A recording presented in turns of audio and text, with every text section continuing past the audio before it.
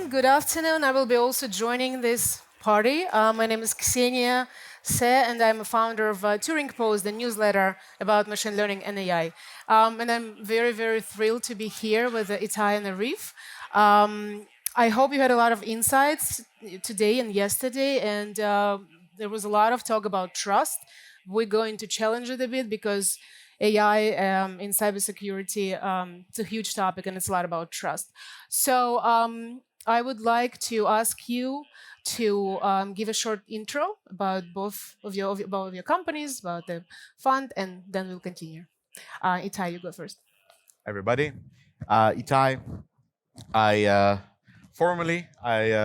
was in charge of a SOC and incident response team, and now at Intezer, I'm a CEO where we basically created an AI security analyst for customers. Thank you. That's really cool. I can't wait to hear more about that. My name is Arif Janmohamed. I'm a partner at Lightspeed Venture Partners. I'll give a little bit about Lightspeed first, and then we'll talk about. I'll share a little bit about my history. So Lightspeed is a global multi-stage venture capital firm based out of Menlo Park, California. We invest seed through pre-IPO and do a lot of work across enterprise, fintech, consumer, healthcare, and of course crypto. We've got a deep security portfolio, including companies like historically we were on the board of Zscaler, we're on the boards of Netscope, Cato Networks, Resilient Cyber, Endor Labs, SemGrep, and many, many others. I've been at the firm for 17 years. I had black hair when I started. This is what 2 kids and a bunch of cybersecurity companies do to your hair. Prior to joining Lightspeed, I was at Cisco in the mergers and acquisitions group. And earlier in my career, I was a chip designer where I built networking security chips at a company called Andes Networks that was acquired by Sun Microsystems. And before that, GPUs at a company called WebTV that was acquired by Microsoft. Thank you. That's a great intro, and I'm amazed how deep you know this industry, basically from the foundation. So AI influences cybersecurity a lot, but let's talk about generative AI and how it influenced what's happening since 2022. What do you notice? How everything changes since generative AI is here? You want to start? Yeah, sure. I think like most things, usually attackers adopt technologies faster. So I think that's where we see clear change, right? We see implications in production environments where attackers are leveraging Gen AI very significantly. You mostly see it in, let's say, more complicated phishing attacks, deep fakes, scaling, personalization a lot. We also starting to see some more sophisticated malware with Gen AI. But on the defense side, I think that the biggest kind of change since Gen AI became a thing was this new excitement that wasn't present in the industry for a long time of the potential opportunity to solve one of the biggest challenges that haunted the industry for a long time, which is talent shortage. Which is what? Talent shortage. Like by far, it's the biggest problem in our industry, I believe. Every security leader always, they say, hey, I need more people on my team. And, the opportunity, I think that people are now sensing that this can actually be solved, or at least significant progress towards that. So yeah, definitely. You mean the excitement brings more people to the industry? Yes, and that new belief that this can actually solve something that was kind of considered to be a status quo of a problem that would never be solved. I sense a difference. Yeah, the way we look at it is Gen AI has effectively enabled mass production of bad things for the bad people to do, right? Yeah, and you touched a little on this. If you go back a little bit first, in the open source domain, it's well known that there's a number of scripts that bad people can actually pull together to create phishing attacks, malware attacks, what have you. Gen AI just makes it that much easier to do so. right? You don't have to be that technical to go sort of pull together to basically use a foundation model, or whether it's open source or not, to create a personalized attack that goes directly to someone, right? The best way to get in through a company, to get to a crown jewels of a company, is to go attack a person, convince that person that you are not who you really are, and then craft an attack that builds trust, and then it essentially gets the tokens and the keys to the kingdom. And today, it's actually very easy using foundation models to not only craft at scale, at all times, personalized attacks that may come in through email, may come in through voice, or can even sit in on a Zoom meeting and emulate a human. This is actually getting really scary because, for many years over the last, call it last 5 to 7 years, when we do a wire transfer to our companies, we of course have to do 2 or 3 factor verification. First factor is email, send us your email details, your wire information. Second is voice. Third is video. Well, shoot, in a situation where actually a deepfake can look exactly like the CEO of the company that we want to wire to, and can emulate, using natural language, that person's intonations because they've taken a whole bunch of information from public domains such as videos or audio, well, then do I really know who I'm talking to? Right now, imagine a panicked call in the middle of the night to me from someone that sounds exactly like my CFO saying, "Hey, we need to wire money immediately." Do I actually know that I'm talking to my CFO or not? Right? This is the world we live in. And then on the defense side, as Itai talked about, scaling response is actually the natural way to look at it. But scaling response across multiple data sources and looking at the existing body of work is what these new foundation models really enable. So, it's always been a cat and mouse game between the bad guys and the good guys. The bad guys are ahead right now, but the good guys are catching up. In a second, I would like to ask how you solve these problems. But as an investor, do you see this excitement that Itai was talking about? What are the types of the new companies that appear? Yeah, at Lightspeed, we look for platform shifts. What is a platform shift? Platform shift is any time that there's either new technology that enables new types of attack, new threat vectors, or call it new ways for the bad guys to get inside. And that represents, a massive opportunity. We also look for architectural shifts.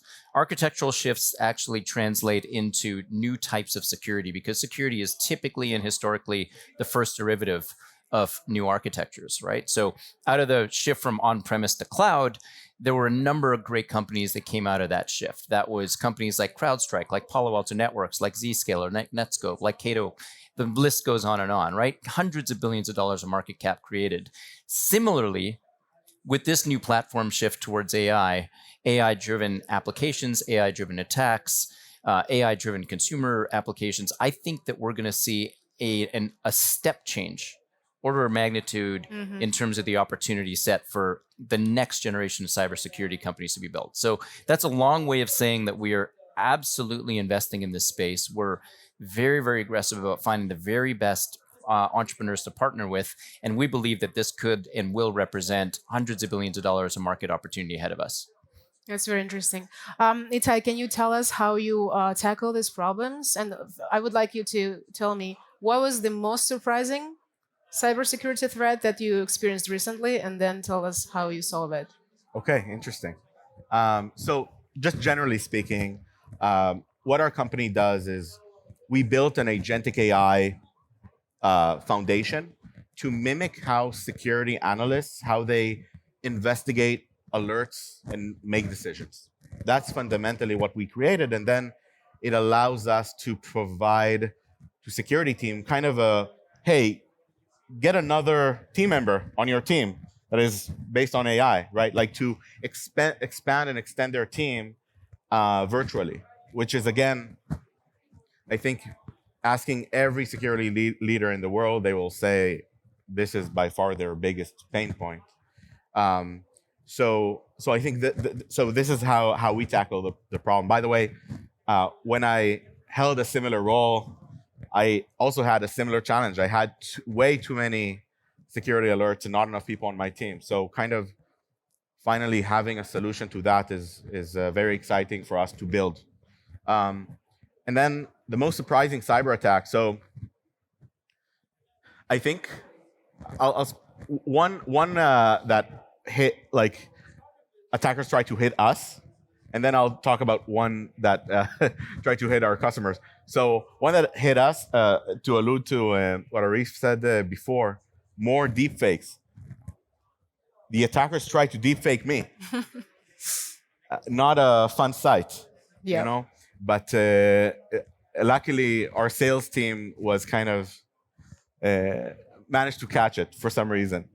But then an interesting cyber attack we saw at one of our customer environments.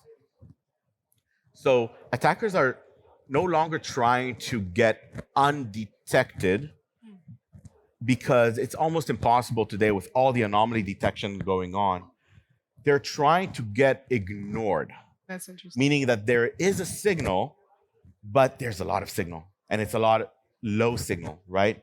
So they're trying to get kind of under the radar. So while there is signal, the humans will ignore this. So we had one case where it was a low severity alert from one of the well-known companies, I won't mention, but one of the endpoint security solutions out there. Low severity, like, it looks funny, you might want to look into it. But then with our auto investigation with AI, we actually discovered a government-sponsored attack running there at one of their most important places in their data center. Mm-hmm. Hey, I'm curious how your solution is different from the first generation of, call it, script. There was script based, but security automation. Automation, right? The Demistos of the world and others. Yeah, it's a fantastic question. I think that we had this first generation. We're obviously not the first ones to talk about security automation. It's been an idea for a long time because the pain was for a long time. But basically, they really succeeded at certain points. I would say mostly in the response and case management, where it makes sense. You can do great automation with a step-by-step playbook. But when automation failed, where automation failed is where you cannot capture the human decision-making process with just an if this then that type of playbook. And that's where I think we differentiate, because we managed to really capture the full decision-making process, thus allowing much stronger automation, where I think talent shortage is the biggest, which is normally in dealing with all the volume of alerts. Yeah, it's very consistent with how we see the world. One of the massive opportunities that we see really enabled by these foundation models is replacement of human labor. Yeah. Right. And so if you sort of look back over the last, call it 30 years of software and infrastructure, company building, those have typically been either boxes or software that automates workflows and processes. And what foundation models really allow for is, reasoning, building out a task plan, figuring out how to use available tools, figuring out how to go connect into multiple data systems, pull that data together into, call it a series of tasks that are driven by agents, go execute on that, and then come with an outcome. And that's what humans do. Yeah. Right? That's what humans do. And so from our perspective, as we think about not only the cybersecurity market size, but also the general IT market size, historically, IT has been somewhere about $1 trillion in market size available, growing 5 to 7% year over year. We believe the IT market will really grow to about $5 to $10 billion, which is why this represents such a massive opportunity ahead of us. And why is that? It's because not only do we have a shortage of human labor, but we also have many, many tasks that are done by humans that are repetitive, manual, prone to error, that actually a model can do. And so that's why we're so excited about this period in time. Yeah, that's a very interesting notion, that it does not cut humans out of jobs, that humans are not going to lose their jobs. It's to empower human control of the cybersecurity tools to do more, correct? I think maybe I'm more extreme about that, but I think that, no, it will change the job landscape for sure, in my opinion, at least. I think it will 100% change the job landscape. I don't think it will, in the overall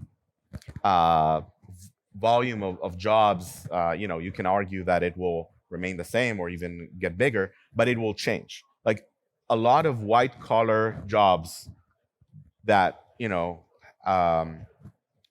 are taking place can be and should be automated completely, including also in the world of security.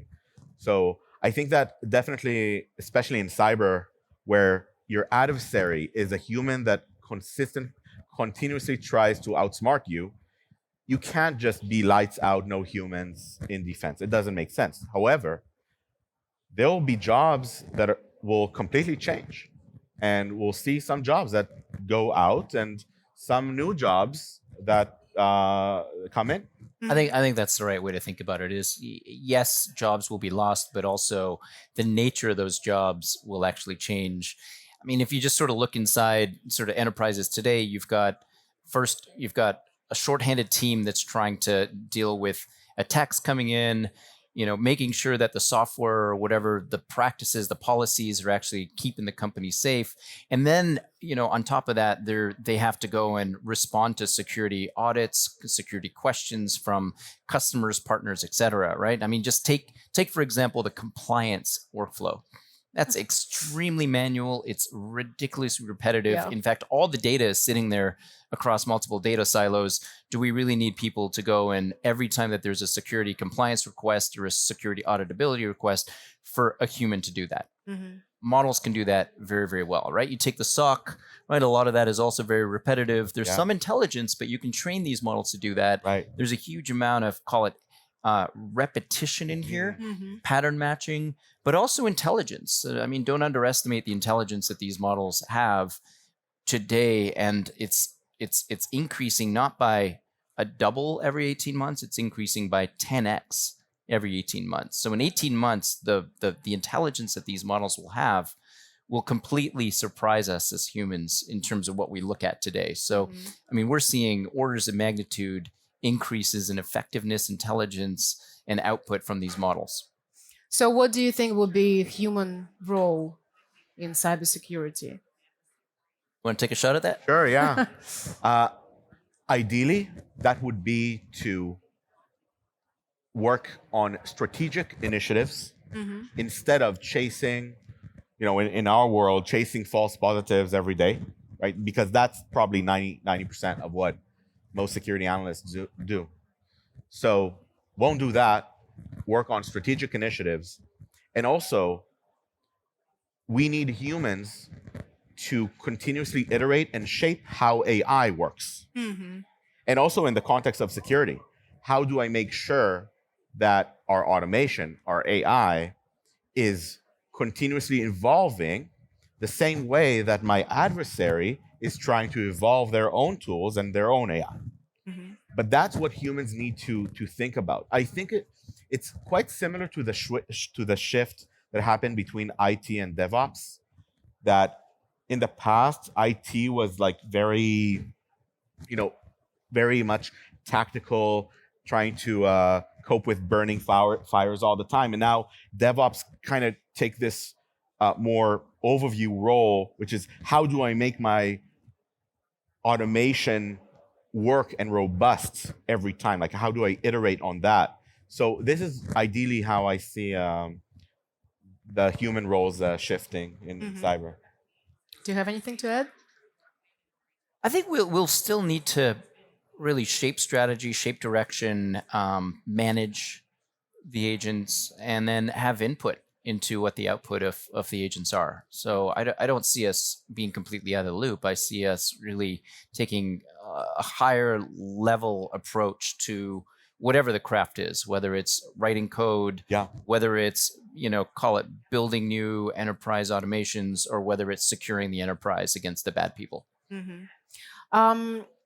Arif said that bad guys are way ahead. Do you agree with that in cybersecurity space? Well, yeah. I mean, to give it maybe controversial example, robbing a bank. In order to actually succeed with that, let's imagine that we don't have a conscience, right? To succeed with that, you need a a phenomenal amount of investment in skills and money in order to maybe pull that off. In cyber, you need probably $1,000 investment, maybe less, to be successful at generating millions.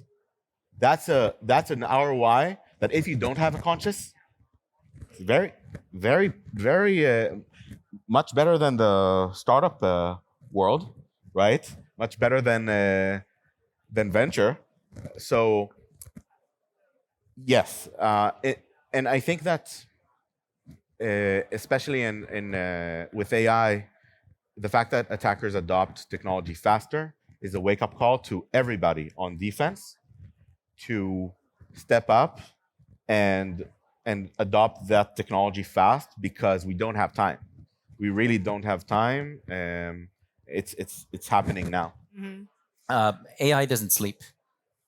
That's the main difference. AI doesn't sleep, and so today we're all getting those text messages where it's pig farming, right? And that's still driven by humans. We will see that get automated even more, for better or for worse. And if you respond to those, there's a high likelihood that you're not necessarily talking to a human being, that you're talking to an LLM that is emulating a human, right? AI doesn't sleep on probing enterprise defenses, right? Until now, you needed a human to actually direct the script, run the script, and then at scale trying to find password combinations, tokens, the soft belly, right? AI can do that. AI can actually write code to spawn out, a number of machines on AWS. I see Josh over here, right? They could spit up those EC2 instances and terraform them into creating botnets that are larger and more sophisticated than we've ever seen before, right? And finally, of course, they could human engineers. We've talked about phishing attacks, deep fake attacks, things that will a sophisticated person may not fall for, but a less sophisticated person that might be sleep deprived or might be tired or at the end of the day will fall for, right?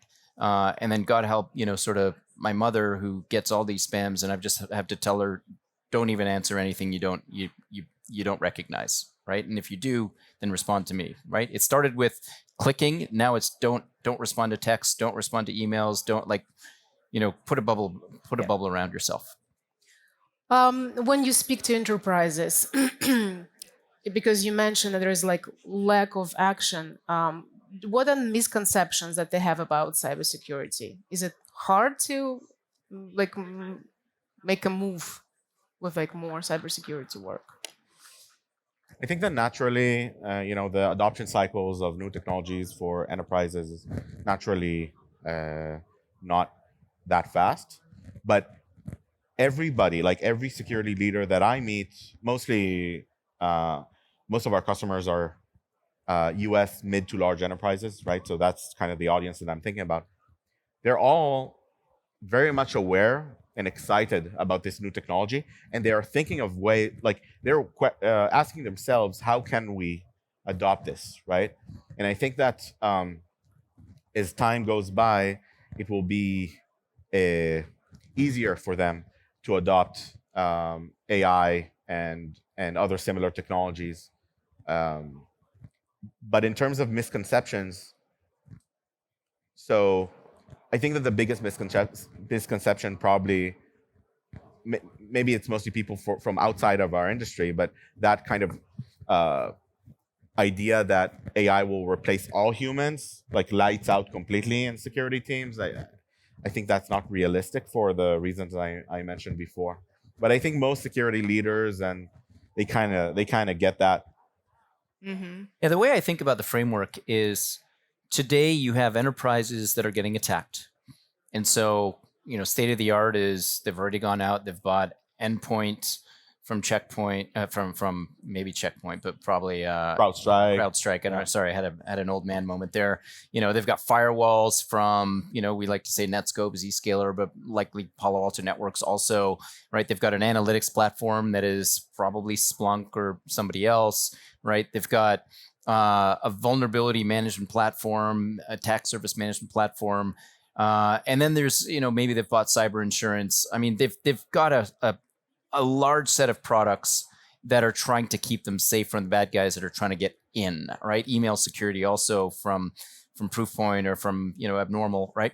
All of that needs to be updated to keep up with the velocity, the ferocity, and the sophistication of the new AI attacks that we already talked about, right? And we will see new tools, we will see new sets of agents, security agents really pop up. You're going after the analytics piece, which is okay, I'm getting all these alerts. Humans can't keep up with these alerts. How do I sift through them? And then how do I react to it, right? We will see more intelligence put into the network in terms of how the network reacts to data that's flowing through the network or data that's coming at us. And companies like Netscope, where I'm involved, are already building that into their platform, right? We will see endpoint detection just get way more sophisticated in terms of synthesizing what is happening on device, what is happening as the device is being attacked, characterizing behavior, right? To really understand, is this inside or outside scope or inside outside policy, right? Et cetera, et cetera. Now, I think at that layer, there is just an incredible amount of demand from companies we're hearing, but they're also a little worried because what if an alert is missed? What if a bad guy gets through because the AI is compromised?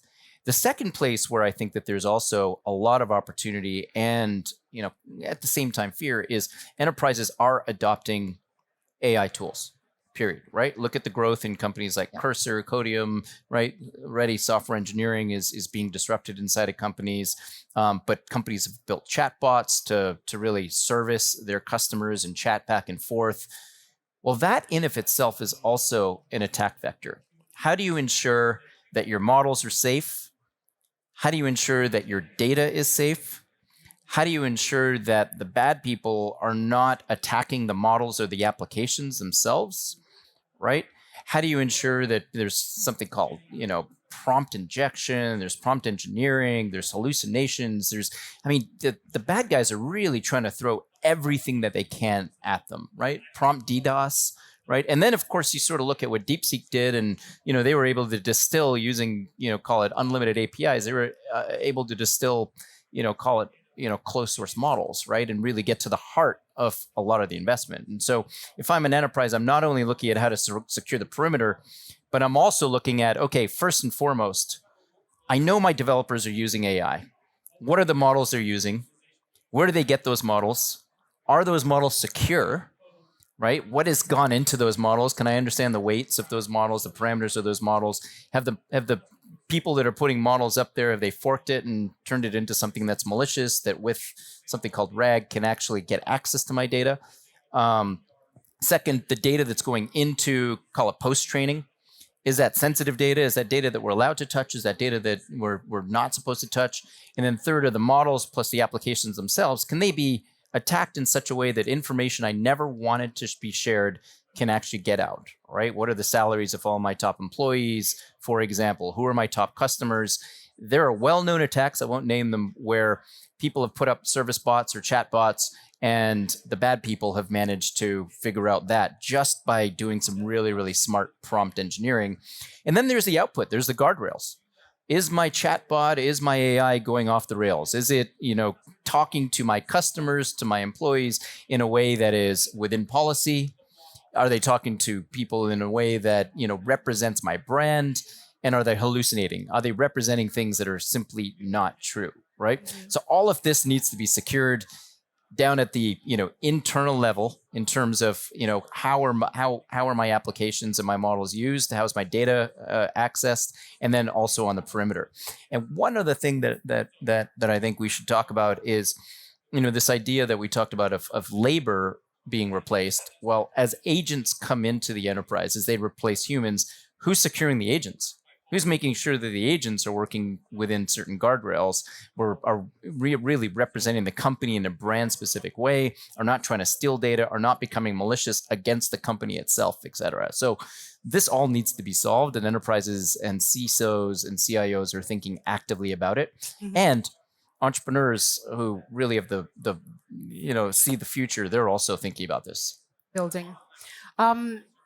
So you're a cybersecurity analyst that recommends what AI job is needed to be done. How often there is a new job?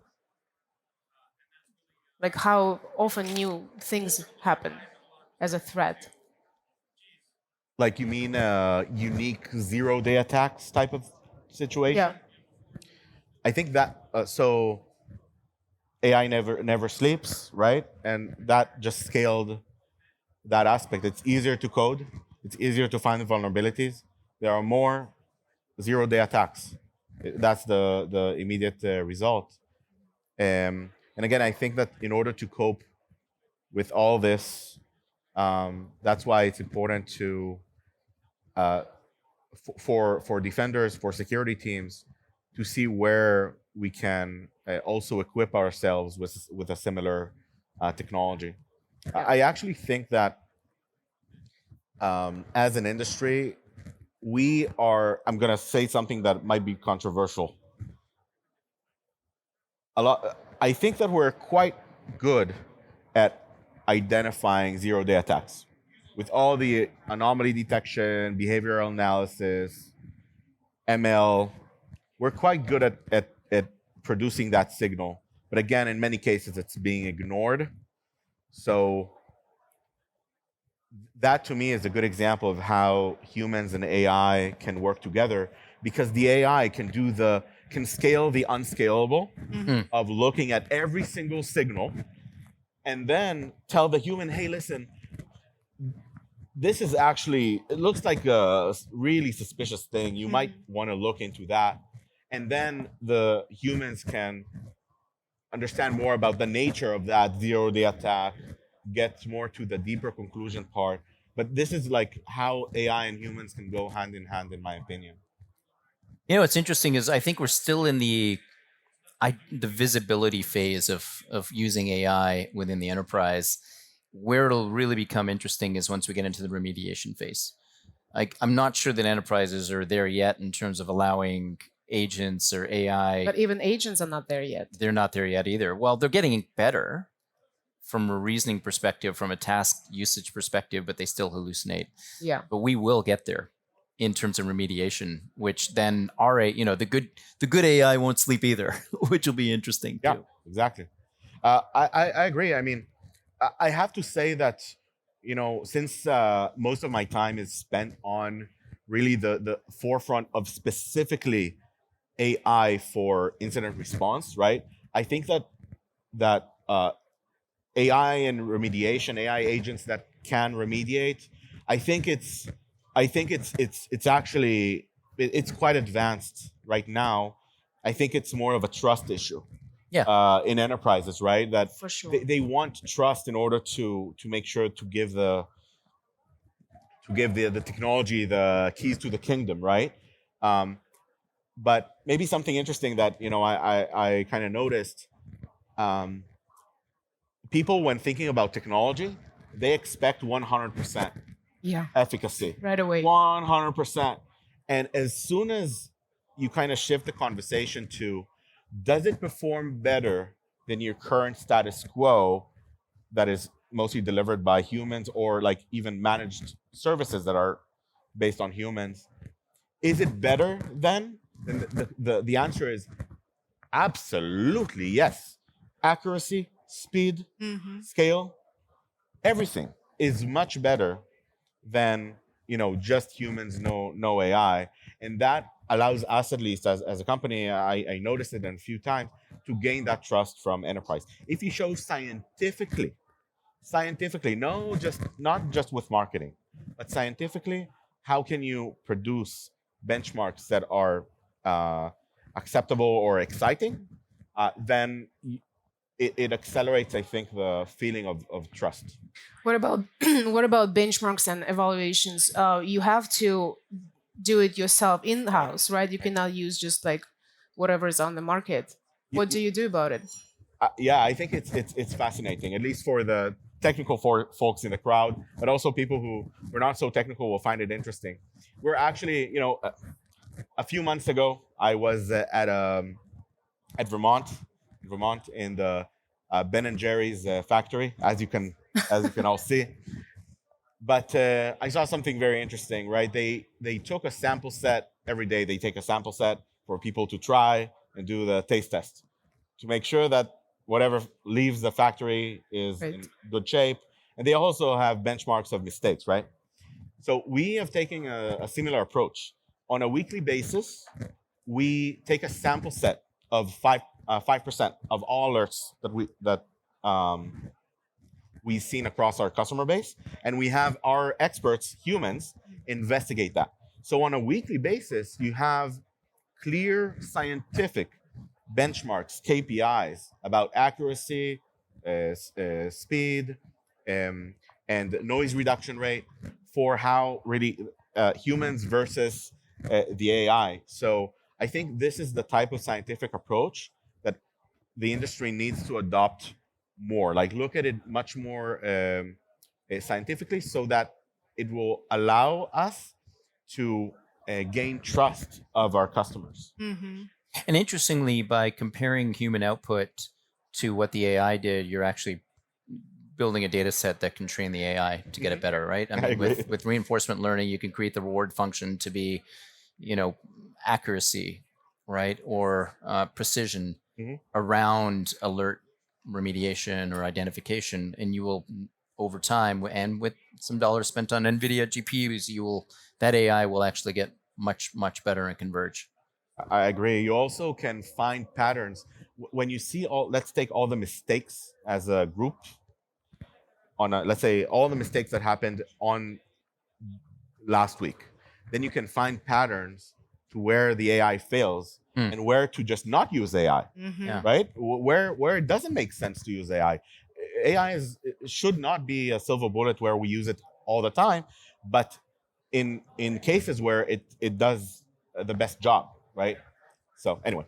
That's a great approach. Yeah. And we were talking before, you said like a year ago, you had to evangelize more about AI and cybersecurity. Now you provide this approach that like proves the reality of the achievement. Wrapping up this session, what each of you would recommend to enterprises how to approach AI cybersecurity together? Well, first and foremost, talk to Itai. Right? Good idea. How's that? It's a great idea. We talk to a lot of CISOs and CIOs constantly, and what we're hearing is that there's definite awareness, there's nervousness, there's a little bit of fear, but ultimately, the most innovative CISOs realize that this is real and that this is something that they need to adopt. I'd say that there's two. I talked a little bit about the framework of protecting, the perimeter and the inside. The other thing I'd highlight is that there's two sides to the coin. There's security for AI and AI for security. Right. As you adopt AI, you are absolutely going to have to secure it. And there's a number of companies that are doing that. Test them all, and continue. The pace of innovation is just incredible. And then the other side of that coin is AI for security. That's things like what you're doing, but there's a ton of places where there's manual work. Yeah. Where there needs to be an improvement, and definitely will be open, because these models are just getting better and better.